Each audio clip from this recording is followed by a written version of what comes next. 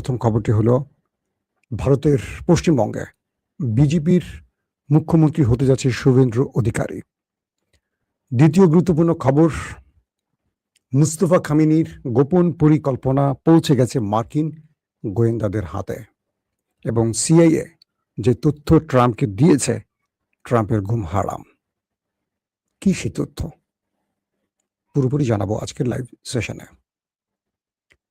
প্রথমেই আমি ভারতের প্রসঙ্গ দিয়ে চলে যাব আমেরিকা প্রসঙ্গে। আমাদের প্রতিবেশী দেশ ভারত, আমাদের বন্ধু রাষ্ট্র ভারত আয়তনে আমাদের চেয়ে অনেক বড়, তাই তারা সবসময় বড়ত্ব দেখায় আমাদের সাথে, আর আমরা তাদের কাছে ছোট হয়ে থাকি। স্বাধীন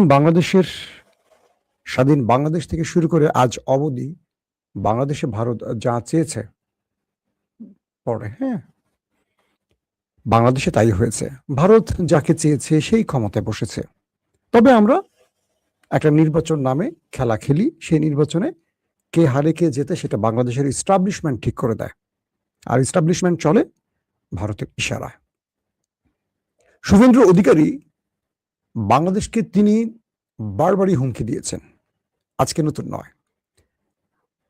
ভারতে অর্থাৎ বাংলাদেশের ওপারে বাংলাদেশের কনসুলেটে হামলার ঘটনা ঘটেছিল এই গেরুয়া পন্থীদের দ্বারা। আপনাদের মনে আছে ইউনূস সরকার অন্তর্বর্তীকালীন সরকারের প্রধান হওয়ার পর।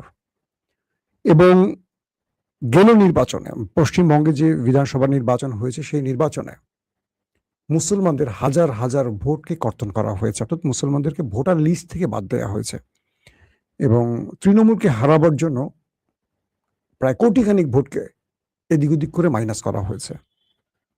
তবে মুসলমানদের সবচেয়ে বড় ভুলটি পশ্চিমবঙ্গে, কারণ আমাদের পশ্চিমবঙ্গ বলি, ভারত বলি, আর কি বলবো, বাংলাদেশ বলি, পাকিস্তান বলি, আমাদের মুসলমানিত্বের একটা প্রশ্ন আছে। যেমন ধরেন বাংলাদেশে 90% মুসলমান, বুকে হাত দিয়ে বলুন 90%-এর মধ্যে 10% কি মুসলমান আছে? আমার মনে হয় না, কিন্তু সবাই আমরা নামে মুসলমান।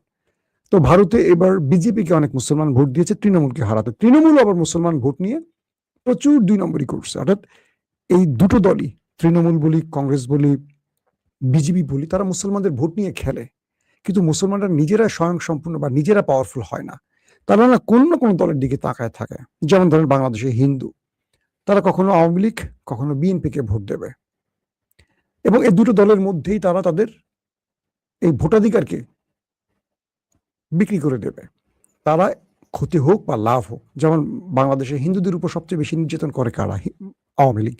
কিন্তু দেখবেন 70% হিন্দু ভোট পায় কিন্তু আওয়ামী লীগ, এবং বাড়িঘর দখল, তাদেরকে রেপ করার মতো ঘটনা, মারধর করার মতো, বাংলাদেশ থেকে যত হিন্দু চলে গেছে ভারতে, ম্যাক্সিমাম দেখবেন যে পেছনে মাসেলম্যান আওয়ামী লীগ বা কিঞ্চিত কিছু কিছু ক্ষেত্রে বিএনপিও জড়িত। কিন্তু সবসময় দেখবেন যে এদের শত্রু হয় ইসলামী ব্যক্তিত্বরা।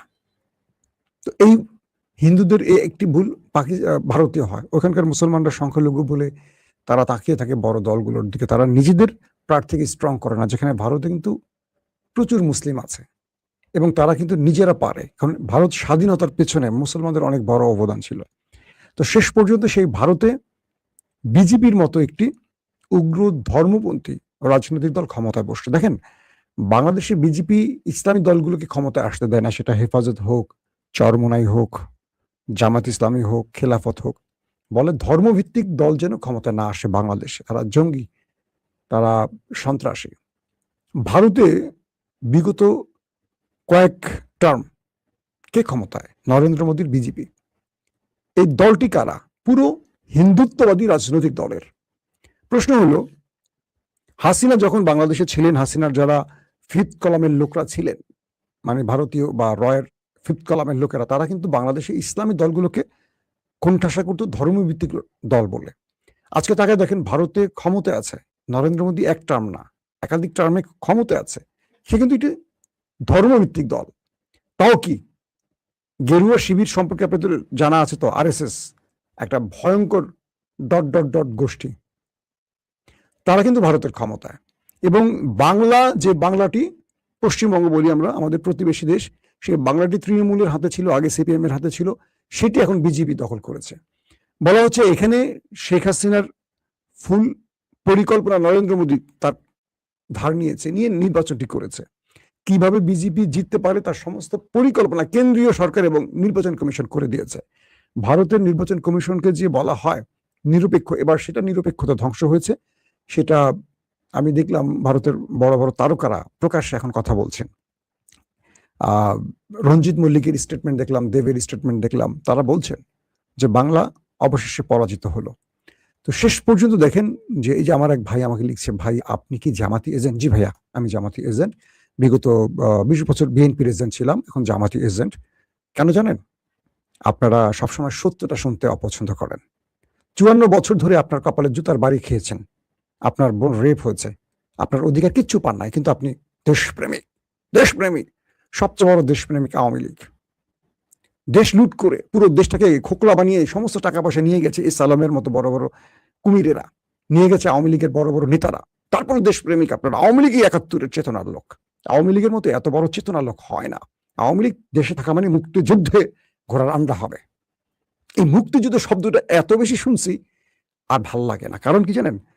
প্রকৃত মুক্তিযোদ্ধারা না খেয়ে মরে, আর চোর বাটপারা মুক্তিযুদ্ধ সেজে দেশটাকে লুট করে। এই যে ভাই কমেন্ট করছেন, ওইরকম একটা মূর্খ লোক। কি আমাদের পিনাকিদা বলে মূর্খ সোদা। কি সত্য কথা বললে জামাতি এজেন্ট বানাবে, সত্য কথা বললে এনসিপির এজেন্ট বানাবে। সত্য কথা, আগে যখন সত্য বলতাম বিএনপি জামাতের এজেন্ট ছিলাম আওয়ামী লীগের আমল। এখন যেহেতু একই পথ বিএনপি অনুসরণ করছে আওয়ামী লীগের মতো, এখন সত্য বললেই বিপদ। এই জন্য বাংলাদেশের ভিডিও করা বন্ধ করে দিচ্ছি, কমায় দিচ্ছি, বুঝছেন না? বাংলাদেশের মানুষ তার নিজের ভালো মন্দ যদি না বোঝে, আমরা কথা বলে শত্রু হব কেন? চুপচাপ থাকি ভালো। টাকা পয়সা আছে, খাই দেই, ঘুরি ফিরি, যেটুকু টাকা পয়সা আছে, খুব বেশি আছে বিষয়টা এরকম না। এখন যদি বিএনপির পক্ষে লুটপাট করতে পারতাম, চাঁদাবাজি করতে পারতাম, বড় পদে বসে মাল কামাইতে পারতাম, নিয়োগ প্রক্রিয়া করতে পারতাম, সবাই বলতেন আপনি প্রকৃত মুক্তিযোদ্ধা, আপনি দেশপ্রেমিক। এখন যেহেতু দেশের সত্যটা বলতে হয়, তো বিজেপির মতো একটি ধর্মান্ধ দল ক্ষমতায় বসতে পারে, ভারতের মতো দেশে ক্ষমতায় বসতে পারে, আর সেখানে ধর্মনিরপেক্ষ বা সেকুলার কংগ্রেস কিন্তু ক্ষমতার বাইরে। তাহলে বাংলাদেশে কেন ইসলামী দল ক্ষমতা বসতে পারবে না, যারা ধর্মের পক্ষের লোক? এই প্রশ্নটা করা কি আমাদের স্বাভাবিকভাবে সমীচীন নয়? দেখেন পশ্চিমবঙ্গের অবস্থা কি। বিজেপি জেতার সঙ্গে সঙ্গে ধর্মালয়গুলোতে হামলা হয়েছে। আমি সোশ্যাল মিডিয়া বলে অনেক কথা বলতে পারছি না, ভারতের বিরুদ্ধে কথা বলা খুব ডেঞ্জারাস বিষয়। তৃণমূলের উপর ব্যাপক অ্যাটাক চলছে। শুভেন্দু অধিকারী, যিনি মুখ্যমন্ত্রী, যাকে ঘোষণা করা হয়েছে, তিনি বলছেন ধর্ম পরিবর্তন করতে হবে। এখানে মুসলমানদের ধর্ম পরিবর্তন করার নির্দেশ দিয়েছেন তিনি।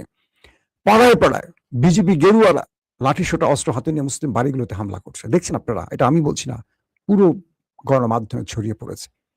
এই দৃশ্যগুলো ভারতে ঘটছে, অথচ সারা জীবন ভারত বাংলাদেশকে নিয়ে ষড়যন্ত্র করেছে। বাংলাদেশে হিন্দুরা সবচেয়ে রাজকীয় মুডে আছে, কিন্তু দেখবেন রাজনৈতিক কারণে রণেশের সাথে গণেশের একটা বিরোধ হয়ে গেছে, এখানে বিএনপি বা জামাতকে জড়িত করে আওয়ামী লীগ সুবিধা নিত, ভারতের মিডিয়া সেটাকে সুবিধা নিত। অথচ দেখেন এখন মুসলমানরা নির্যাতিত হচ্ছে, গরুর মাংসের দোকানে আগুন দেওয়া হচ্ছে, মসজিদে হামলার ঘটনা ঘটছে। অথচ যুগের পর যুগ ভারত সৃষ্টি হয়েছে মুসলমানদের হাত ধরে, সে মুসলমানদের উপর নির্যাতন করছে ওরা। আর বাংলাদেশকে নিয়ে ওরা মিডিয়া ত্রাস চালায়। বাংলাদেশে এমন কোনো ঘটনা আমাদের চোখে পড়ে না, কিন্তু ওদের গণমাধ্যমে আছে। তো সেই সবচেয়ে উগ্রপন্থী ব্যক্তি শুভেন্দু অধিকারী, আজকে অমিত শাহ তাকে পশ্চিমবঙ্গের মুখ্যমন্ত্রী ঘোষণা করেছেন। খুব বিপজ্জনক জিনিস। শেখ হাসিনার পক্ষে চরম আকারে দালালি করেছেন। তিনি বলছেন এখন পর্যন্ত শেখ হাসিনা বাংলাদেশের বৈধ প্রধানমন্ত্রী, তারেক রহমান নাকি অবৈধ। এই ভারতে দালালি করছে বিএনপি, বুঝতে পারছেন? এই ভারতের। এবং তিনি বলছেন শেখ হাসিনা সম্মানের সাথে শাহজালাল বিমানবন্দরে নামবে। শুভেন্দু অধিকারীকে একটা কথা বলি, বাবা তুমি তোমার দেশকে নিয়ে থাকো, আমার দেশকে নিয়ে নাক গলায় না, আমরা নাক কাটতে জানি। দেখো না ইরানের কাছে কিভাবে ধরা খেয়েছে আমেরিকা। তুমি বড় বলে লাফায়ও না, কখনো কখনো ছোটর হাতে নাক কাটা পড়ে। বাংলাদেশকে নিয়ে মারামারি তোমার একদম উচিত হবে না। তুমি তোমার দেশ নিয়ে থাকো, বাট তোমার দেশে যারা সংখ্যালঘু তাদের উপর নির্যাতন করো না। ক্ষমতা আজকে আছে, কালকে নাও থাকে। ক্ষমতা সবসময় পরিবর্তনশীল। তোমার দিদি 15.5 বছর ক্ষমতায় ছিল, এখন পালিয়ে ভারতে আশ্রয় নিয়েছে। এটাই রাজনীতি। তো পুরো ভারতের ভেতরে পশ্চিমবঙ্গের দৃশ্য পাল্টে গেছে, পুরো পশ্চিমবঙ্গের দৃশ্য পাল্টে গেছে। মোড়ে মোড়ে, বাড়িতে বাড়িতে হামলা চলছে, ধর্মালয়ে হামলা চলছে, মানুষের উপর হামলা চলছে, বিভিন্ন রকম আগুন সন্ত্রাস চলছে। বিজেপি দেখিয়ে দিচ্ছে ক্ষমতায় আসলে তারা কি করতে পারে। এখন আপনি প্রশ্ন করেন, ইসলামী দলগুলো ধর্মান্ধ নাকি ওরাই ধর্মান্ধ যারা ধর্মের নাম করে মানুষকে বিভাজিত করছে? দর্শক চলে আসি এবার সরাসরি ইরান আমেরিকার পক্ষে।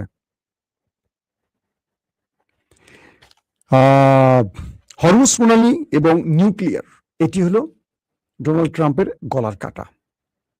কয়েকটি সূত্রের খবর সিআইএ যে তথ্য ফ্ল্যাশ করেছে আজকে, আমি সকালবেলা আপনাদের দিয়েছি তথ্য, মাথা নষ্ট করা সে তথ্যটি দেখেছেন যে ইরানের হাতে 75% মোবাইল মিসাইল লঞ্চার এখনো অক্ষত আছে, 70% মিসাইল ড্রোন অক্ষত আছে। অর্থাৎ ইরানকে আমেরিকা যে ধাক্কা দিয়েছিল সে ধাক্কা ইরানের কিছু হয়নি, বরং ইরান এখনো তার সকল সামরিক অস্ত্র অক্ষত রেখেছে। এবং ডোনাল্ড ট্রাম্প এই খবরটি নিজে গোপন করলেও সিআইএর এই খবরটি পুরো পৃথিবীর গণমাধ্যমে চলে এসছে। তো মূল জায়গাটি হলো আমেরিকা এখন সবচেয়ে বড় টেনশনে আছে ইরানকে নিয়ে। ইরান এই মুহূর্তে হরমুজ প্রণালীর মালিক হয়ে গেছে। এখানে ডোনাল্ড ট্রাম্প বা আমেরিকা আসলে আর কিছু করতে পারবে না। ডোনাল্ড ট্রাম্প বা আমেরিকার মূল ফোকাস এখন একটি জায়গায়, 14টি 15টি 20টি যত শর্তই বলেন, একটি জায়গায় ফোকাস, আর সেটি হলো নিউক্লিয়ার। ইসরায়েল আমেরিকা এখন বুঝতে পারছে, মার্কিন সামরিক বিশ্লেষকরা বলছেন যে ইসরায়েলের পরিকল্পনায় আমেরিকা বা ট্রাম্প এই যুদ্ধে এসে কত বড় ভুল করেছে তার মাসুল এখন তারা দিচ্ছে। কি আলী খামেনি ছিল তাদের জন্য, মানে আমেরিকা এবং ইসরায়েলের জন্য সবচেয়ে পজিটিভ একজন ব্যক্তি। আমি কথাটাকে ওইভাবে নিচ্ছি না, আপনারা ওইভাবে নেবেন না। কিরকম? আলী খামেনি তার দেশের শান্তি প্রতিষ্ঠার জন্য সবসময় ত্যাগ স্বীকার করেছেন। ইসলামী বিপ্লবের ইরানকে আজকের এই উন্নত ইরানে তৈরি করেছেন। আজকে ইরান যে লড়াই করছে এটার পুরো সবকিছুর মূল ভিত্তি আলী খামেনির হাতে। কিন্তু তিনি নিউক্লিয়ারকে হারাম ঘোষণা করে ইরানকে নিউক্লিয়ারের বাইরে রেখেছেন। কিন্তু ইসরায়েল আমেরিকাকে খুঁচিয়ে খুঁচিয়ে বারবারই এই যুদ্ধে প্ররোচিত করে এই যুদ্ধে নামিয়েছে। কিন্তু এখন আয়াতুল্লাহ আলী খামেনির চলে যাওয়ার পর তার ছেলে মুস্তফা খামেনি ফুল ফোকাস এখন নিউক্লিয়ার বোমা তৈরির দিকে। এটি বিভিন্ন এজেন্সি, গোয়েন্দা বাহিনীর তথ্য। ট্রাম্প এখন পাগল হয়ে গেছে কেন জানেন? ট্রাম্প পাগল হয়ে যাওয়ার পেছনে প্রধান কারণ হলো আলী খামেনির মৃত্যুর পর এবং তার পুরো টিমের গুরুত্বপূর্ণ ব্যক্তিদের মৃত্যুর পর এখন যে টিমটি বসছে রাষ্ট্রীয় ক্ষমতা মুস্তফা খামেনির, তারা খুব কট্টর এবং তারা যে কোনো পন্থা নিউক্লিয়ার বোমা তৈরি করবেই। যে কারণে ইরান এখন পর্যন্ত আমেরিকার সাথে যতগুলো আলোচনা করছে নিউক্লিয়ার ইস্যুতে কথা বলতে রাজি না, বলছে নিউক্লিয়ার ইস্যুতে কোনো কথা হবে না, তুমি যত প্রকার আলোচনা করো নিউক্লিয়ার ইস্যু বাদ রাখো। মার্কিন প্রেসিডেন্টের কাছে গোয়েন্দা তথ্য এসছে ইরান ভেতরে ভেতরে নিউক্লিয়ার বোমা তৈরি করছে। কিন্তু কোথায়? এটা ফোর্দোতে, নাতানজে, না ইস্পাহানে জানে না, নাকি এটা ভিন্ন কোথাও সেটাও জানে না। অর্থাৎ ইরানের যে সমৃদ্ধকরণ নিউক্লিয়ার গুলো আছে এটা ঠিক কোথায় আছে এটাও জানে না। আইএইএ তারাও কনফার্ম জানে না যে এটা কোথায় আছে। মুস্তফা খামেনি আক্রান্ত হওয়ার পর, তার বাবার সাথে আহত হওয়ার পর তিনি সিনে আসেননি, অডিও বক্তব্য দেননি, জাস্ট লিখিত বক্তব্য দিচ্ছেন। তাই তার অবস্থানটাও আমেরিকা ইসরায়েল জানছে না। সর্বোচ্চ নিরাপত্তার মধ্যে তাকে রাখা হয়েছে। তার কাছে কোনো ডিভাইস থাকে না, কোনো ফোন, সেলুলার, স্মার্টফোন কিছু ইউজ করেন না। তিনি সেই চলে গেছেন খেলাফতের আমলে, হযরত ওমরের মতো, হযরত আবু বকরের মতো, কাগজি কলমে, দস্তখতে, সিলমোহরের মধ্যে। কারণ এই কৌশলটি আমেরিকা এবং ইসরায়েলকে টেনশনে ফেলে দিয়েছে। সূত্রগুলো বলছে যে ইরান তাদের সবচেয়ে বড় সম্পদ এখন হরমুজ প্রণালী। এখান থেকে 400-500 বিলিয়ন ডলার তারা আয় করবে। এটি তাদের পুরো রাষ্ট্রের চেহারা পাল্টে দেবে। পাশাপাশি তাদের যেই ফ্রিজ হওয়া অর্থ এগুলো আমেরিকা ফেরত দেবে। এখন এই যে বড় বড় শর্তগুলো, 14টার মতো শর্ত আমেরিকাকে দিয়েছে ইরান, এই শর্ত দিয়ে ইরান আমেরিকাকে ব্যস্ত রাখছে। এতে করে ইরানের অর্থনৈতিক জায়গাটাকে স্ট্রং করবে। কিন্তু ইরানের মূল টার্গেট হলো এখন নিউক্লিয়ার বোমা তৈরি করা। গোয়েন্দা তথ্যগুলো বলছে যে ইরান যে পরিমাণ মিসাইল, ড্রোন হারিয়েছে 40 দিনের যুদ্ধে, তার ডবল তৈরি করে ফেলেছে এই যুদ্ধবিরতির মধ্যে। তার মানে এত দ্রুত ইরানের ভেতরে কাজ চলছে। একদিকে তারা তাদের মিসাইল তৈরি করছে, নতুন আদলে মিসাইল তৈরি করছে, পুরনো মিসাইলগুলো যেগুলো ধ্বংস হয়েছে তার ভিন্ন মাত্রা, অর্থাৎ আরো যেগুলো সফল অ্যাটাক চালাতে পেরেছে এগুলো তৈরি করছে, মিসাইল লঞ্চার তৈরি করছে, আধুনিক প্রযুক্তির মিসাইল তৈরি করছে, যেগুলো সফল হচ্ছে প্রচুর মাত্রা তৈরি করছে। অর্থাৎ হিসেবে দেখা যাচ্ছে যে ইরান যা কিছু হারিয়েছে যুদ্ধে তা আবার পরিপূর্ণ তৈরি করে ফেলেছে, কিন্তু আমেরিকা পারেনি। নাম্বার 2, তথ্য বলছে মুস্তফা খামেনির এখন সবচেয়ে বড় চ্যালেঞ্জ নিউক্লিয়ার, এটি একদম চূড়ান্ত পর্যায়ে আছে। মুস্তফা খামেনি চাচ্ছেন আমেরিকাকে ব্যস্ত রেখে একটা যুদ্ধবিরতি ঘটাবেন। যুদ্ধবিরতি ঘটার পর যখন এই অঞ্চল থেকে আমেরিকা চলে যাবে, ইতিমধ্যে মুস্তফা খামেনির পক্ষ থেকে আরব রাষ্ট্রগুলোকে একটি মেসেজ দেওয়া হয়েছে। সেই মেসেজটাই বলা হয়েছে, হে আরব, তোমরা আফগানের দিকে তাকাও। 20 বছর পর আফগান থেকে আমেরিকানরা চলে গেছে, থাকতে পারেনি। আমেরিকা চলে গেছে, আফগান এখন তালেবানদের হাতে। আজ হোক কাল হোক গালফ থেকে আমেরিকা চলে যাবে, তখন তুমি আর আমি থাকবো। তখন ইরানের হাত থেকে তোমাকে বাঁচাবে কে? আমেরিকা এখন পর্যন্ত আমাদের সব শর্ত মানতে রাজি।